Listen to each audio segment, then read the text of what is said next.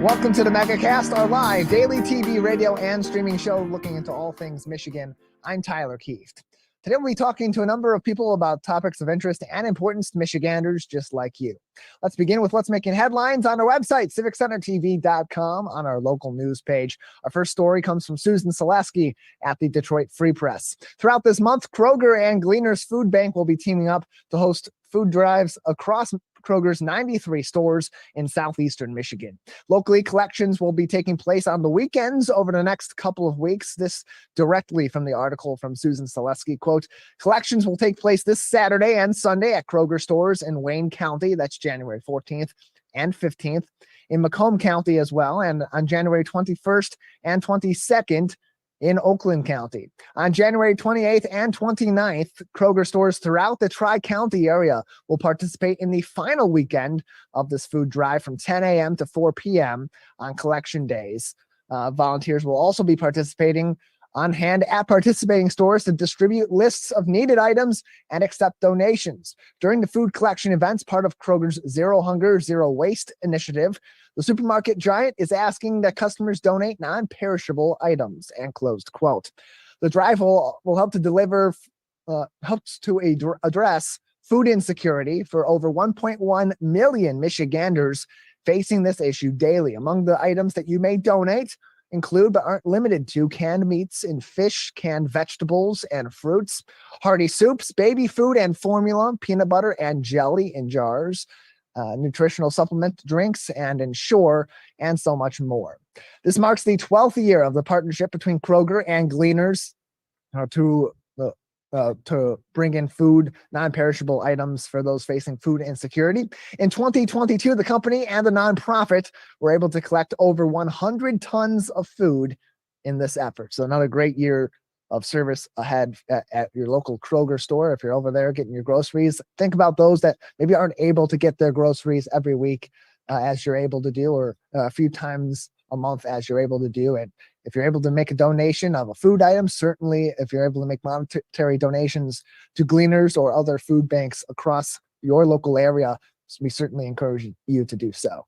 Also making headlines today from Jonathan Osting at Bridge, Michigan. Michigan Attorney General Dana Nessel said on Friday that she will reopen her investigation into the alleged fake electors surrounding the controversy post-election in 2020 here in Michigan and across the union. Nessel said that a quote, parallel investigation, and closed quote, is necessary, along with the now concluded findings of the U.S. House Select Committee to investigate the January 6th attack on the U.S. Capitol. The core element of the investigation is a document containing the names of 16 alleged quote-unquote electors, none of which were legitimate state electors in that election, whose task was to change the result of Michigan's 2020 presidential election outcome in favor of then-incumbent President Donald J. Trump, who lost Michigan's 16 electoral votes to now sitting President Joseph R. Biden. Last year, Attorney General Nessel mentioned the possibility of criminal charges against these individuals in her referral to the Department of Justice, a crime that could face sentences upwards of 14 years in prison. One of the alleged fake electors from Detroit claims that they did not know what they were signing at the time as they participated in this allegedly, and that the forged electoral votes were being tallied and prepared to submit to the U.S. Congress. The alleged plot was to select false electors in states being contested by President Donald J. Trump, including Michigan, and then have Vice President Mike Pence block certification of the official electoral votes and accept instead these fake electors in these certain states, which would then flip the vote and the outcome of the election in favor of then President Trump. Investigations into this matter continue to be ongoing, and we're still awaiting potentially some charges at the federal level. Of course, many who are involved in the attack on January 6th, 2021 at the U.S. Capitol, including those from Michigan, are already facing charges. Some have been convicted and others are yet to be charged. Finally, making headlines today on CivicCenterTV.com on our local news page from Kara Berg at the Detroit News. 2020 didn't bring a lot of rain or snow in the Great Lakes state, with Michigan, or at least they weren't on par with Michigan's recorded weather history. According to the National Weather Service, last year was the 9th driest year on record in the history of the state. Detroit saw 10 fewer inches of rain last year than normal, with Flint and Saginaw seeing 8 and 5 inches below average, respectively. Overall temperatures were also a bit warmer than usual in 2022, with the year being the 21st warmest in Detroit's recorded weather history and the 28th warmest in Saginaw's recorded weather history. In Flint, it also capped the top 40. And this year is already off to a pretty similar start. After the extreme freeze and snowy conditions of the holiday season, 2023 has begun with above average temperatures. However, rainfall across the state is also above average. Rainfall across southeastern Michigan, however, not necessarily across the state, is above average at this time. So a little bit of a mixed bag between what happened in 2022 with, quite frankly, some drought conditions or drought-like conditions across the state with a lack of precipitation throughout the year, as well as above average temperatures this year so far. And it's only been, it's less than 10 days into 2023, of course, with this being the 9th of January, 2023. But so far, above average temperatures in January and above average precipitation for the month as well. So a little bit of an in-between between what we saw in 2022 and what we normally see here in southeastern Michigan. All of those headlines are on our website on civiccentertv.com on our local news page. You click over to that link, and at the top, you'll have additional link that will take you to COVID-19 updates from the Centers for Disease Control, the Michigan Department of Health and Human Services, the Oakland County Health Division, as well as many of our local communities here in southeastern Michigan.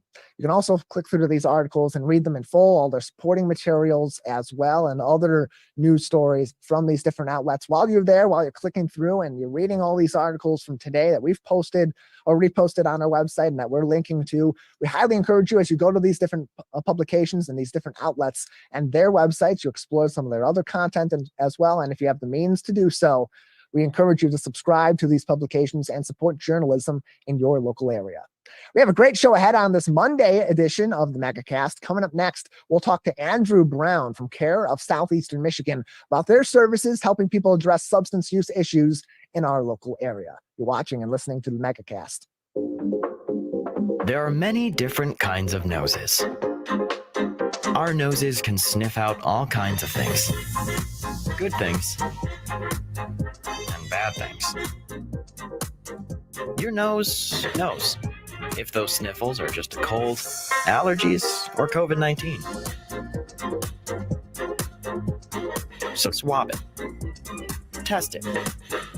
It's good to know. In the face of COVID-19, staying healthy is important. And now the same is true in the face of flu. Influenza has the power to infect millions. But it's easy to protect yourself, your family, and your community. The flu vaccine is safe and effective. And with COVID-19 still around, It's essential. Together we can face flu season head on. Visit michigan.gov/flu. Hey Laker fans, do you know a friend or neighbor that volunteers in Greater West Bloomfield? We would love to help you recognize them at the 51st Annual Michigan Week Awards. Countless members of the communities of Orchard Lake, Keego Harbor, Sylvan Lake, and West Bloomfield give their time and talent daily without regard for recognition. You can help recognize these individuals and organizations at our awards breakfast next year on May 12th, 2023. Nominate your neighbor or organization starting January 28th, 2023. Go to michiganweek.org for details.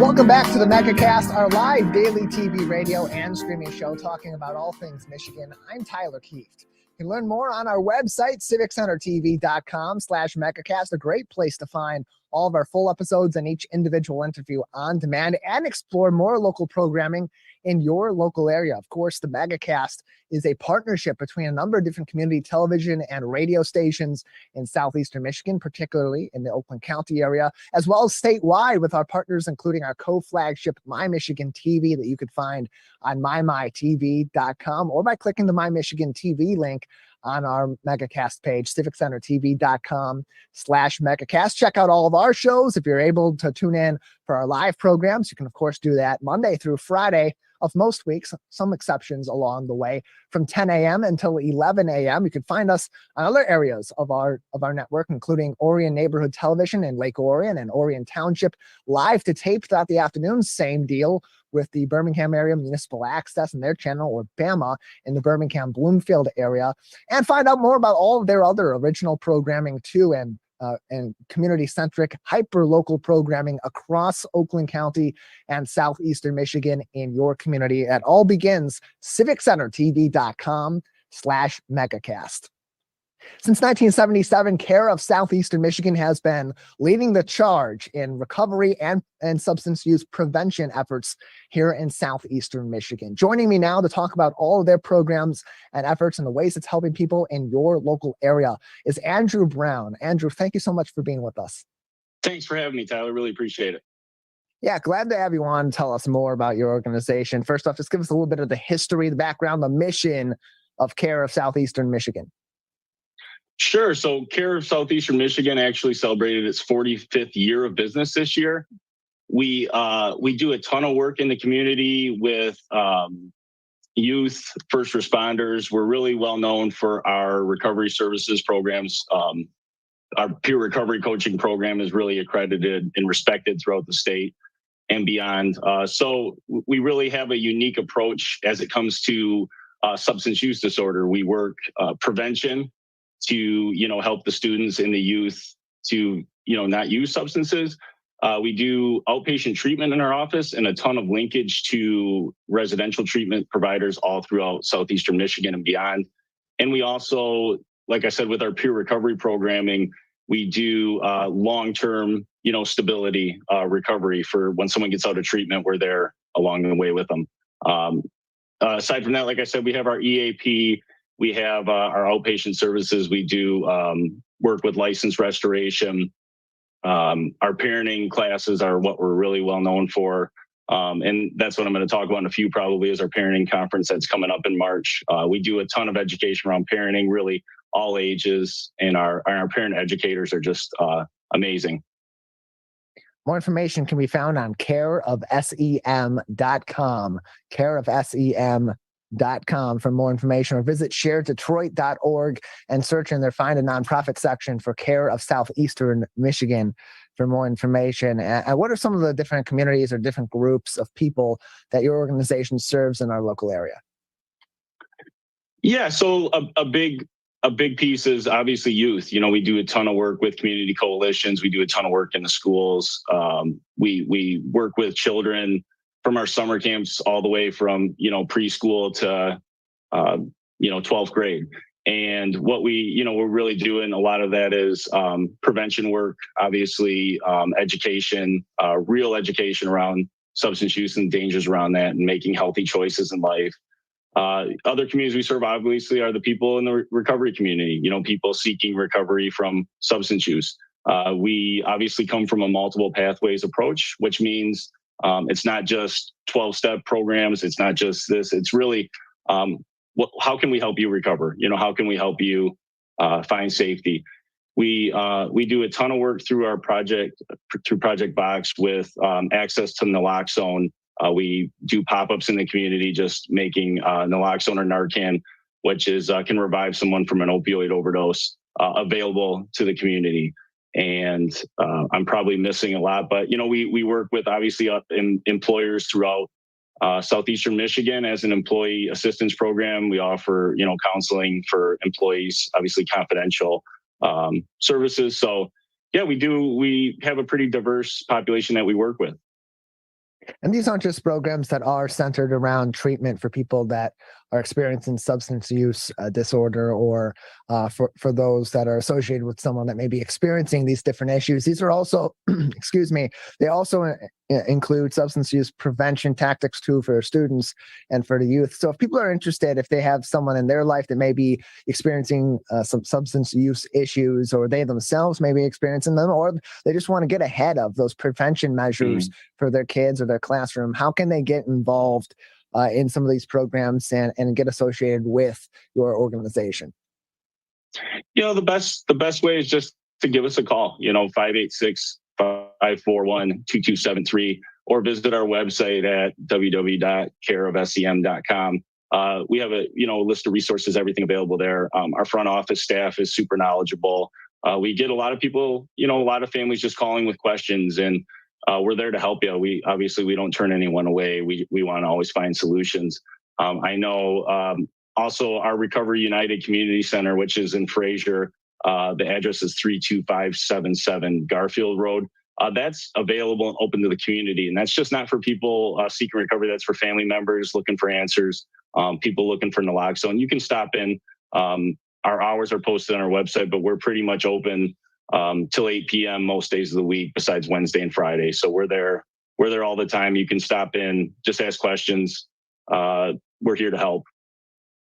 And how does your approach differ from maybe some other preventative measures that have been taken by different organizations, different individuals in the past? Because in so many cases, you're working with groups of people, but you're also working with individuals whose specialized cases may be different than other people's, or their journeys into substance abuse or in recovery might differ significantly from the next person in after them, or the person in before them. So how does that individual aspect play into these resources and these services provided by Care of Southeastern Michigan?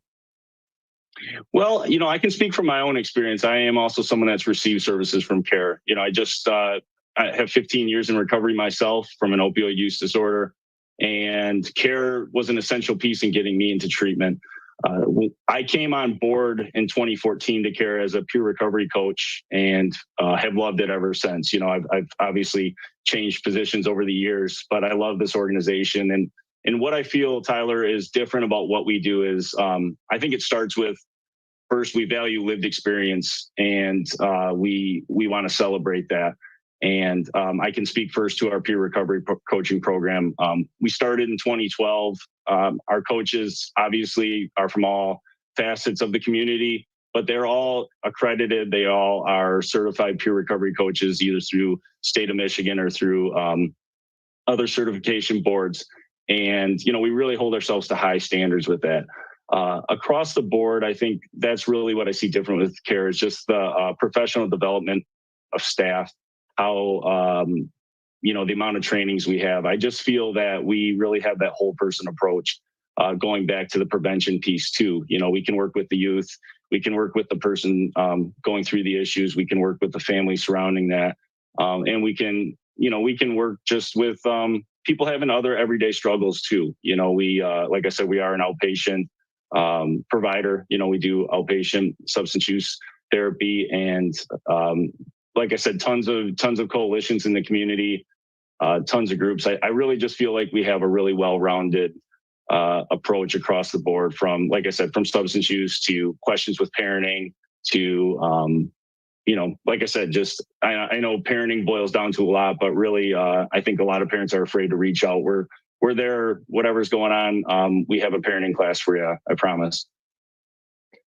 ShareDetroit.org is one of your many locations to look for information on these sorts of nonprofits throughout the state of Michigan, and especially in southeastern Michigan. And you can also find information on Care of Southeastern Michigan directly at their website, careofsem.org. That's careofsem.org for more information on all of their programs and other ways that you can get involved as well. We're joined by Andrew Brown on today's edition of the Megacast, Director of Events and Communications at Care of Southeastern Michigan.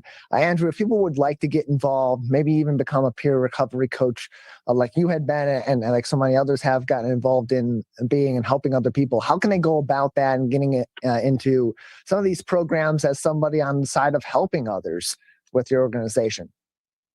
So, yeah, thanks, Tyler. And thanks for mentioning Share Detroit. We just want to give Share Detroit a big shout out.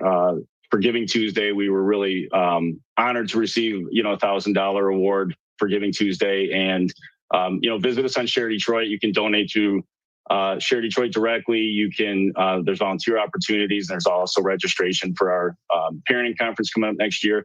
And I'm glad you brought that up about development, Tyler.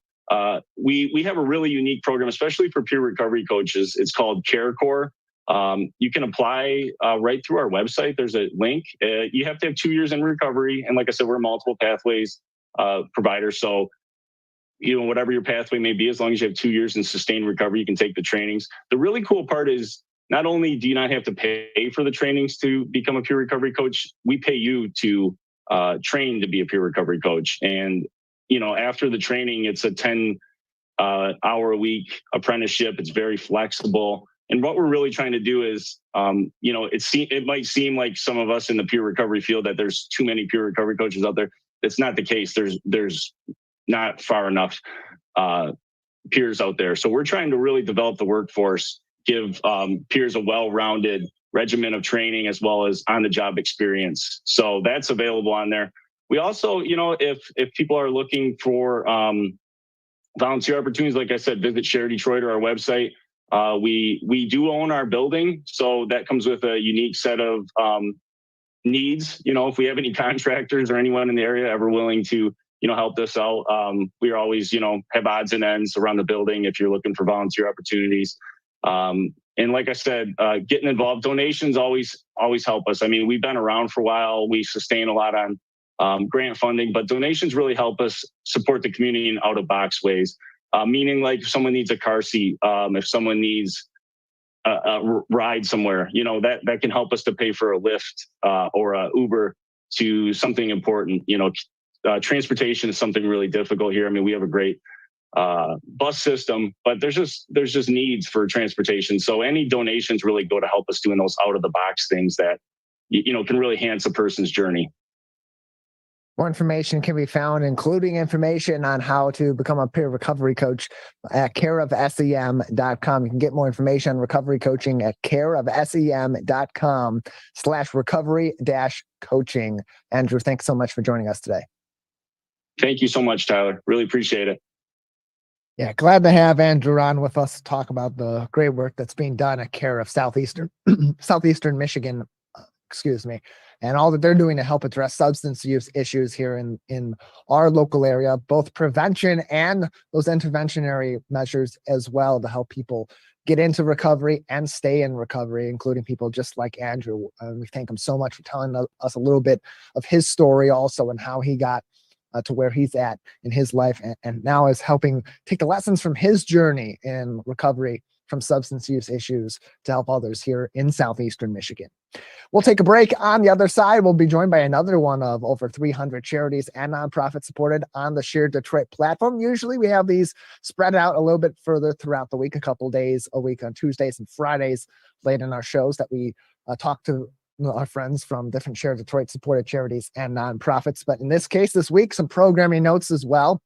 Friday, we have some other production obligations that we will be addressing in the mornings leading up to and through our usual show times. And so both the Splash Live on Civic Center TV, our flagship, at 9:30, as well as the Megacast at 10 o'clock will not be running its regular show. However, plenty of great local programming across our network will continue on this week on Friday morning from 10 a.m. to 11 during our time slot, as well as our full 90 minutes of news from Civic Center TV from 9:30 to 11 o'clock. We'll have plenty of programming to cover that day. Just won't be our usual programming on the Megacast on Friday. Same thing goes for Martin Luther King Jr. Day on Monday, January 16th. Instead of doing these shows, we'll be live from West Bloomfield High School for the Laker MLK Day Classic, with games from teams across Southeastern Michigan. Great girls basketball teams playing all day at West Bloomfield High School. Games from about 11 a.m. until last tip-off about 7:20, 7:30 at night, with West Bloomfield High School being that featured game in prime time. All of that happening with our co-flagship, My Michigan TV. So with that, we'll take a break. On the other side, Aisha Morrell-Ferguson joins us from COTS Detroit. We'll take a break and come back after this. 1 in 4 Michigan homes has high levels of radon, a naturally occurring radioactive gas known to cause lung cancer. It doesn't matter where you live or what type of home you have. You won't even know it's there unless you test. So don't wait. Testing is cheap and easy. And if there's a problem, it's simple to fix. Visit michigan.gov/radon to learn more. We took action. Will you? Many people are feeling overwhelmed and struggling with mental wellness these days. So be kind to your mind. Give yourself permission to breathe. Share your feelings. You are not alone. have hope. Talk to a Stay Well counselor for free confidential help 24/7 through the COVID-19 hotline.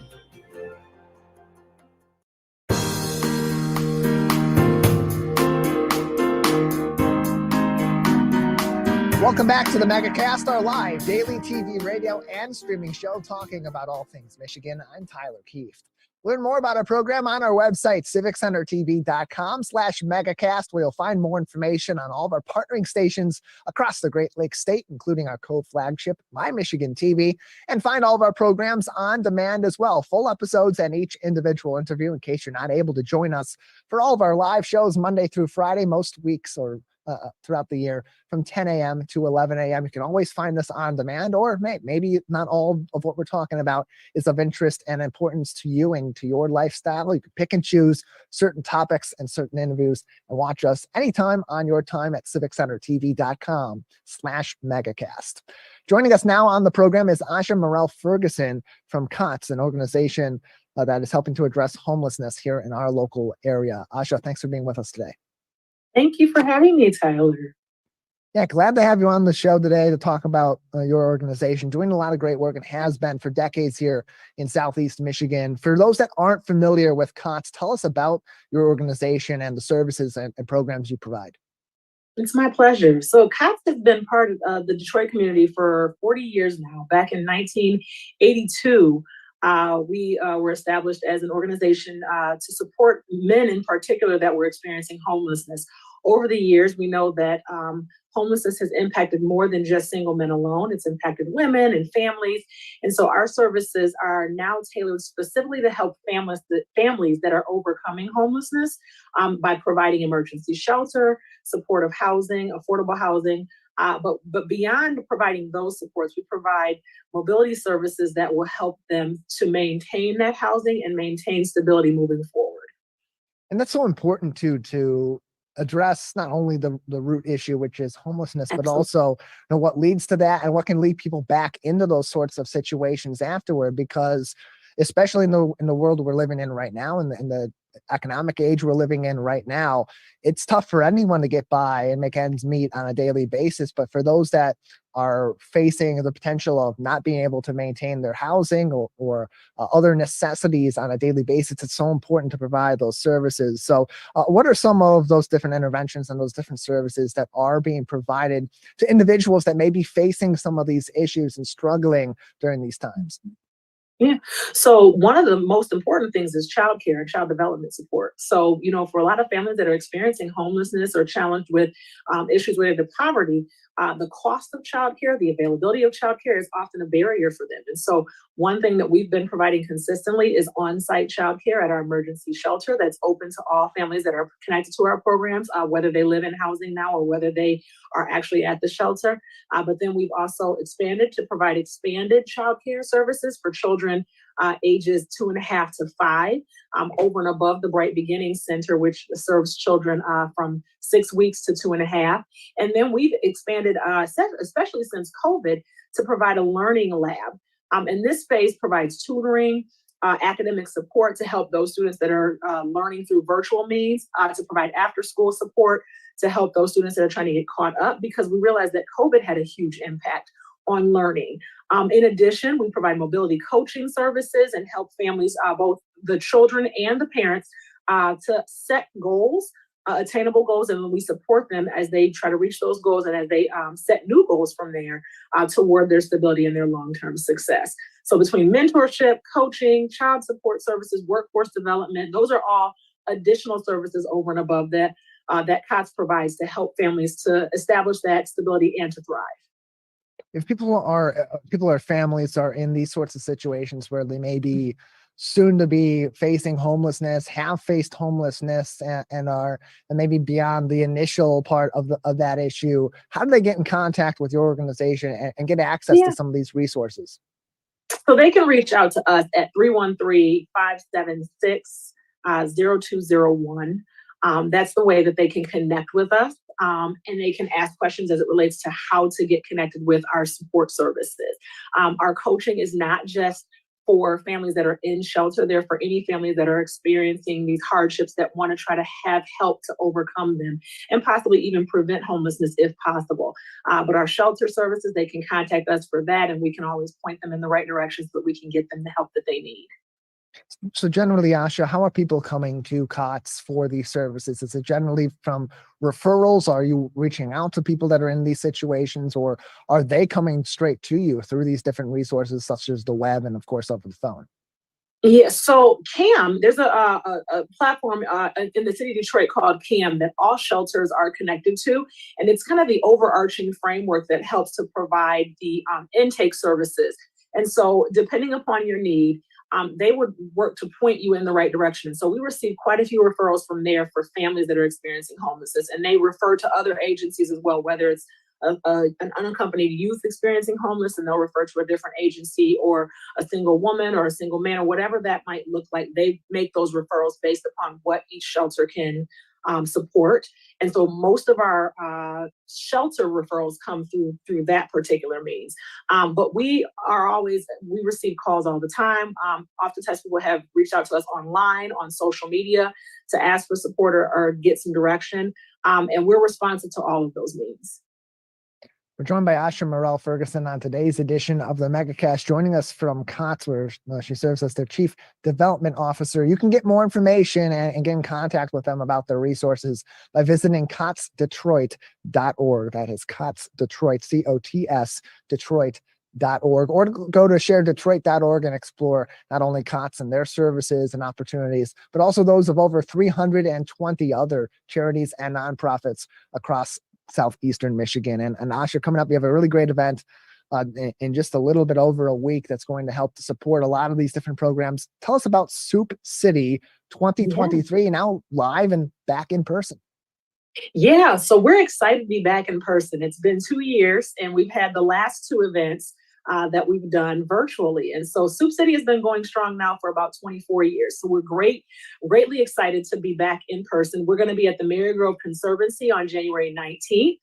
We're looking for folks to come to learn more about COTS, to hear more about the testimonies from some of the families that we've supported over the past year, and to figure out how they can partner to support families in the community as they seek to establish stability. And so they can find information online at cotsdetroit.org/Soup City. If you visit us and on our homepage, you'll see a link right there to Soup City on that homepage that'll take you to all the information. But we're excited.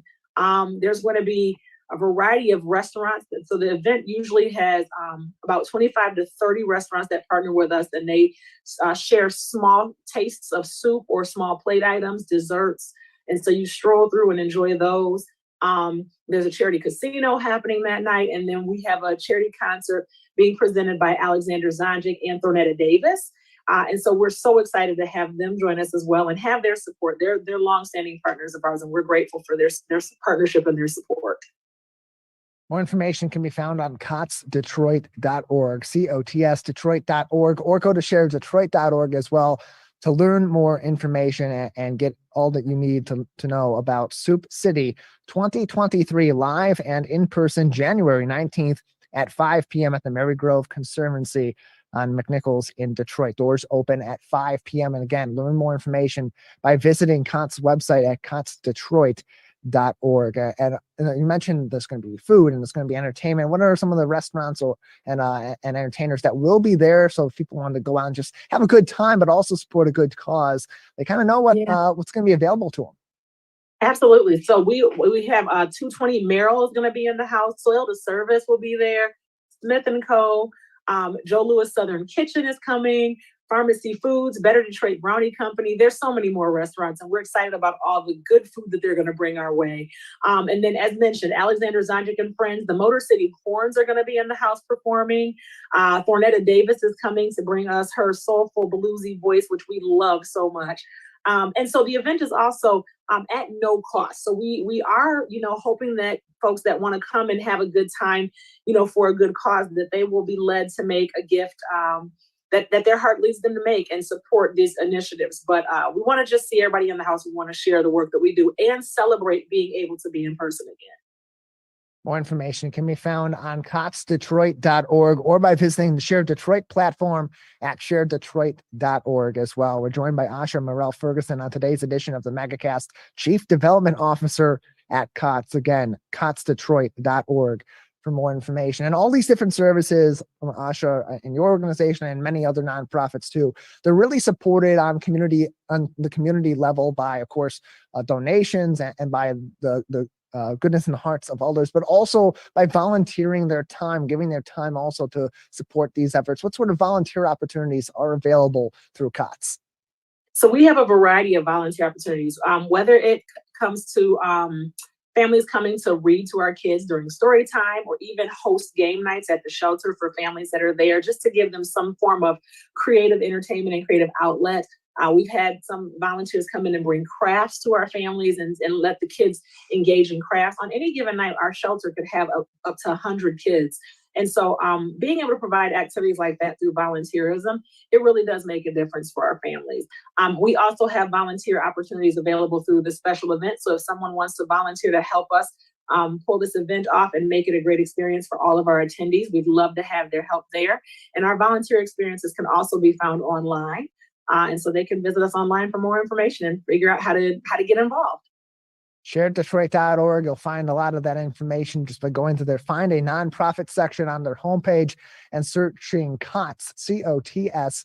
You'll find a lot of information about how to get in contact with them, the services they provide, some items that may be of necessity to them, and of course, to other charities and nonprofits in that sector and others across Southeastern Michigan, as well as info on job and volunteer opportunities too, not just with COTS, but with organizations of all different kinds that are providing charity and nonprofit services here in Southeastern Michigan. You can also learn more directly about COTS by visiting their website at cotsdetroit.org. Aisha, a couple more minutes with you today before we'll need to get going and moving on. Anything else that we haven't discussed yet that would be important for our audience to consider about the issues that you're addressing at COTS or the services that are provided by your organization?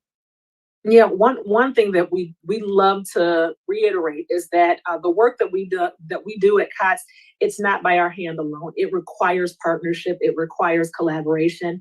And so we just serve to be a vessel.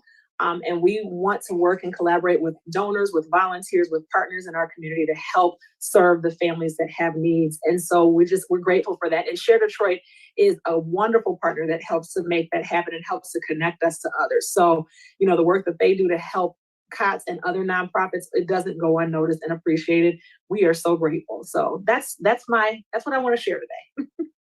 Well, Aisha, we appreciate you joining us and telling us more about COTS and of course, previewing this great upcoming event happening January 19th, 5 o'clock is when the doors open at the Mary Grove Conservancy in Detroit. You can learn more on cotsdetroit.org. Aisha, thanks so much for joining us. Thank you. Thank you, Tyler. cotsdetroit.org or sharedetroit.org for more information. Keep up to date. And one more time, January 19th, 5 p.m., Soup City 2023, the live edition, back in person and live for the first time in over 2 years. Mary Grove Conservancy on McNichols Road in Detroit. You can find more information on the website, cotsdetroit.org. We'll take a break on the Megacast. Coming up on the other side of the break, last night was a big night here in Detroit for sports fans, especially those rooting for the Detroit Lions. Unfortunately, didn't quite go the way we were hoping it would go across the board, but there's a lot to be positive about, both from last night and in the future with the Detroit Lions. I'll give you my take on that and a little bit more on the other side of this break. You're watching and listening to the Megacast. Watch Civic Center TV with our brand new live captions. To turn on live captions, go to civiccentertv.com and click Watch Live. In your web browser, click on the Options tab in the top right and find the Accessibilities tab. Then just switch on live captions to heighten your enjoyment of our local programming. Thank you so much for watching Civic Center TV.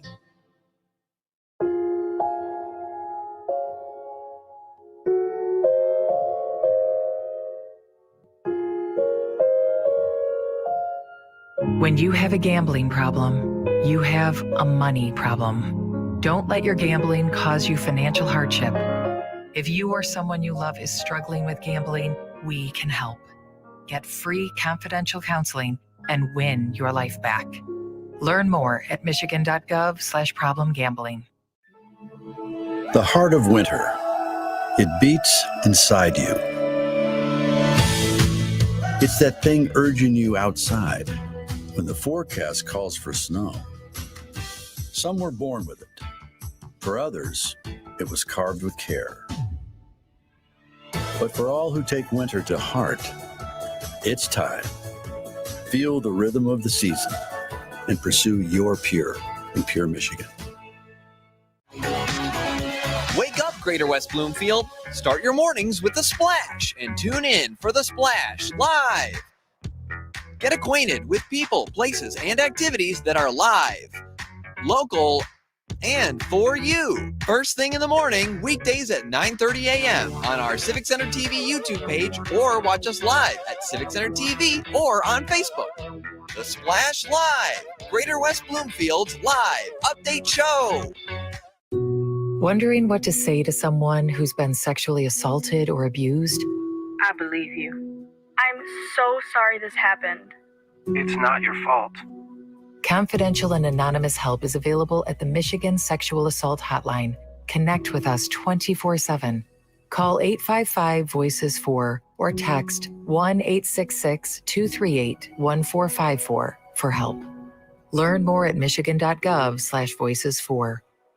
Ronnie started doing prescription pills at the age of 15, and by 19, he died. If your child is struggling with drug use, try not to be too proud to reach out for help.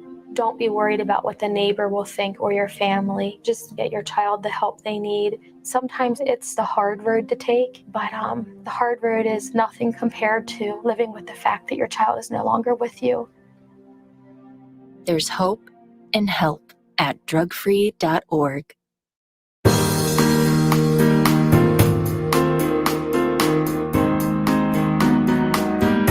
Welcome back to the Megacast, our live daily TV, radio, and streaming show talking about all things Michigan. I'm Tyler Kieft. Learn more about our program on our website, civiccentertv.com/megacast, where you'll find more information on all of our partnering stations across the Great Lakes State, including My Michigan TV, and find all of our full programs and each individual interview on demand as well. civiccentertv.com/megacast, the place to go for that. Join us each and every day live from 10 a.m. to 11 a.m. across our network in most places, live to tape in others such as Orion Neighborhood Television and Birmingham Area Municipal Access for our coverage each and every week. And join us, of course, on demand on your timer, topic to topic, day to day, whenever you can tune in. Always thank you and encourage you to stick with us here on the Megacast at civiccentertv.com/megacast. Well, last night, unfortunately, spelled the end of the Detroit Lions regular season, and there won't be a playoff appearance in 2022 for the Putty Cats after the 20-16 victory over the Green Bay Packers on the road at Lambeau Field in a back-and-forth game that for a while looked like it wasn't going to go in the Lions' favor. Unfortunately, the reason that the Lions won't be in the playoffs isn't because of their performance on Sunday night, but rather their performance across the season. In particular, on Sunday night, it was the performance of the Seattle Seahawks that ultimately spelled the end of the Detroit Lions season, with many going back to last season, came back to the Super Bowl with Matthew Stafford in 2021, where many Detroit Lions fans became fans of what was known as the quote-unquote Detroit Rams. Once again, coming back to that last night as the Seattle Seahawks faced off against Los Angeles in Seattle with the 12th man on hand and that loud, raucous crowd that they always have at Lumen Field in Seattle. And that was also a very interesting game that was a little bit of a back and forth.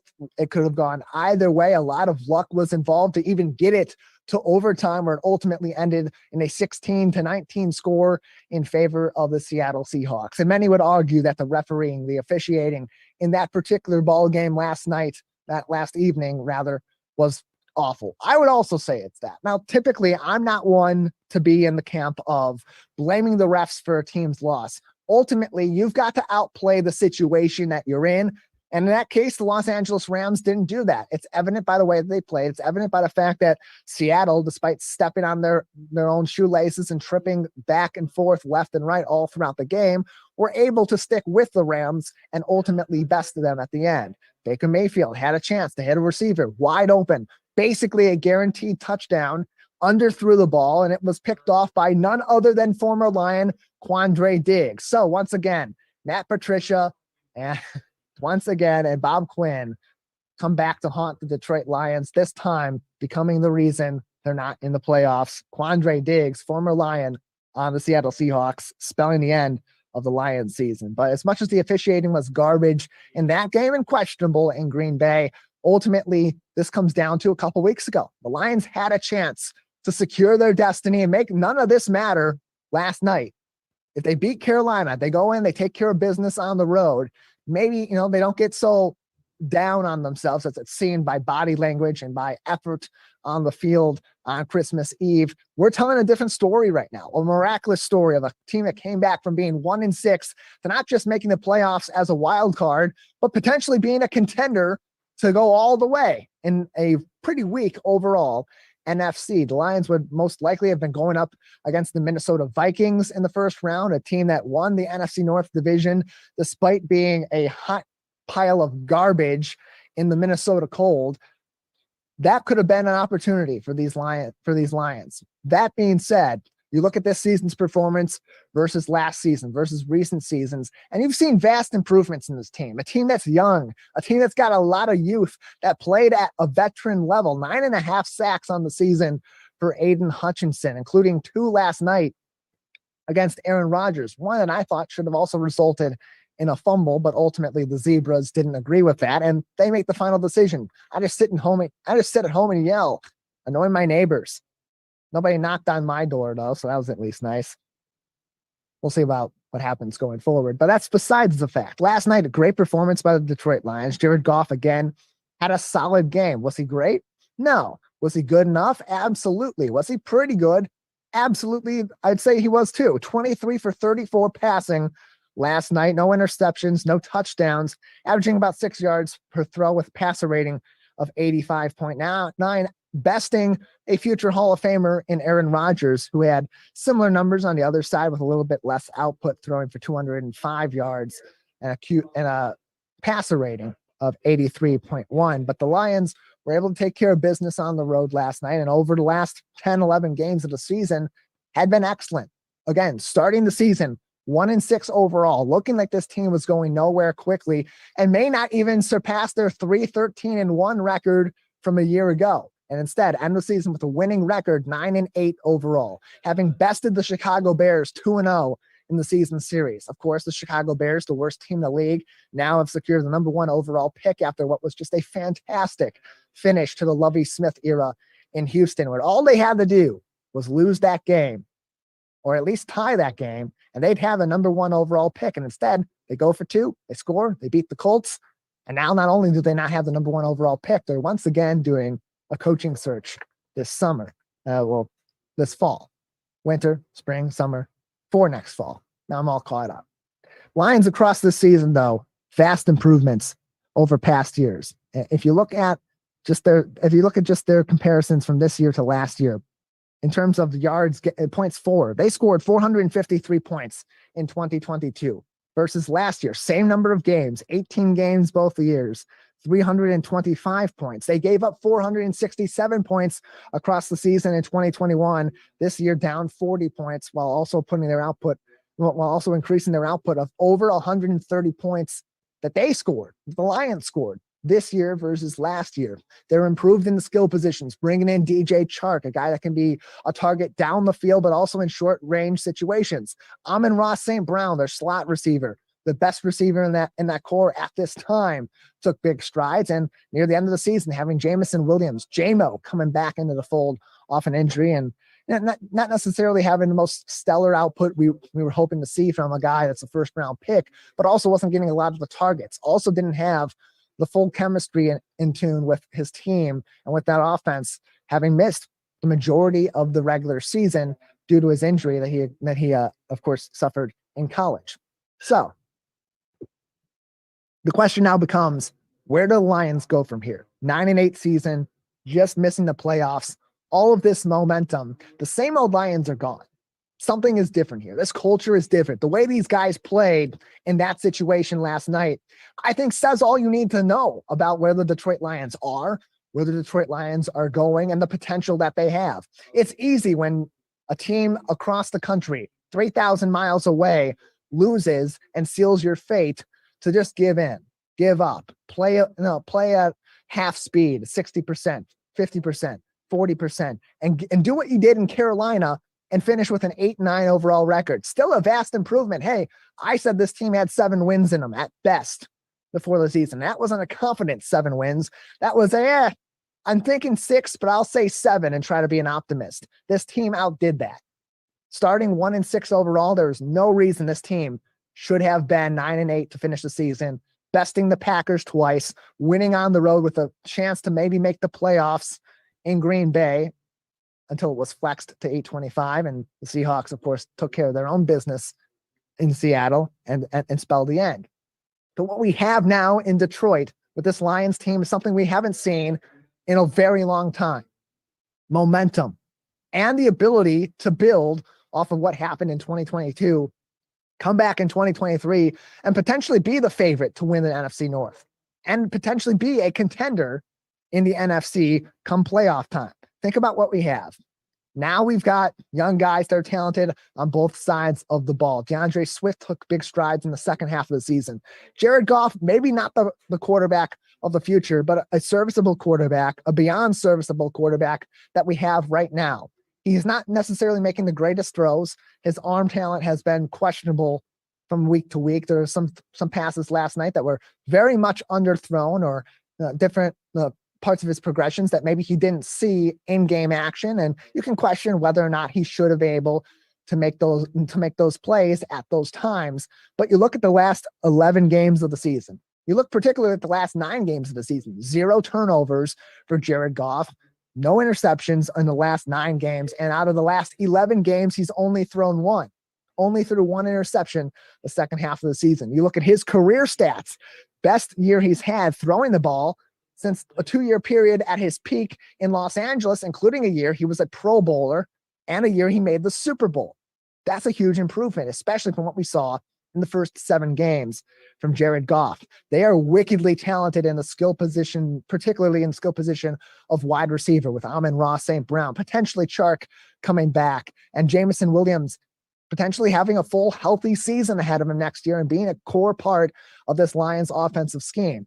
Now that's all coming together and questioning whether or not the brilliance that was Ben Johnson this season on the offensive side of the ball, calling the plays for the Lions, their offensive coordinator, is he going to come back or be a guy that gets an opportunity with another team, as we are today on what's known as Black Monday in the NFL, with coaches expected to be fired left and right. What the Lions do have is an opportunity to, instead of focusing on continuing the rebuild, to kick that rebuild into the next level. To take that rebuild and start drafting to contend, signing free agents to contend, and go all in next year. Lions have 2 first-round picks. Those are now locked in. Those are official. The Lions, having missed the playoffs with the results of last night, are going to have their pick, their Detroit Lions pick, at 18 in this upcoming draft. So a little bit beyond the middle of the first round. But they also have the Los Angeles Rams pick.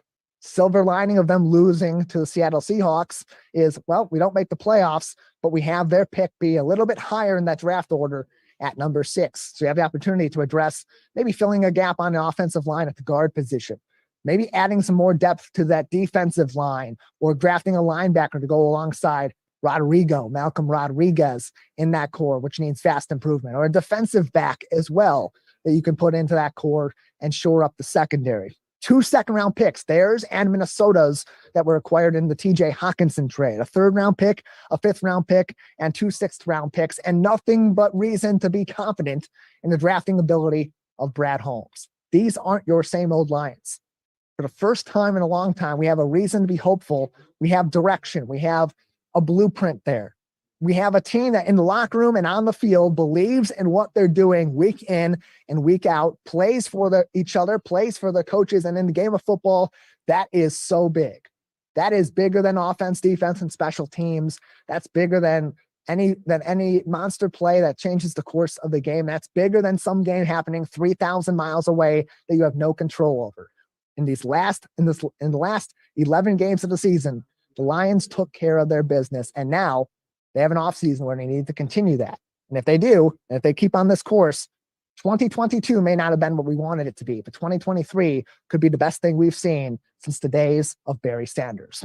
That's going to do it for today's edition of the Megacast. Of course, you can find our full shows and each individual interview segment on our website, civiccentertv.com/Megacast, and keep up with the rest of our network all across Southeastern Michigan, including statewide programming from My Michigan TV and hyperlocal programming from across Oakland County, Northern Oakland County, Orion Neighborhood Television, the Lakes area with us here at Civic Center TV, as well as our friends over at the Media Network of Waterford and all of their great and original and interesting original programming there. Same thing with our friends at 88.1 The Biff on the radio side. Original programming from students at Bloomfield Hills High School and in the Bloomfield Hills School District all afternoon, 5 days a week, and sports coverage from Blackhawk Sports as well. All on our network. All begins civiccentertv.com/Megacast. Big thank you to all of our guests on today's program, Andrew Brown from care of Southeastern Michigan and Aisha Morrell-Ferguson from COTS, as well as our dedicated crew, Calvin Brown and Jared Clark at the office of My Michigan TV, clicking all the buttons, keeping us on the air, making sure we look good each and every day. That's it for today's edition of the Megacast. We'll return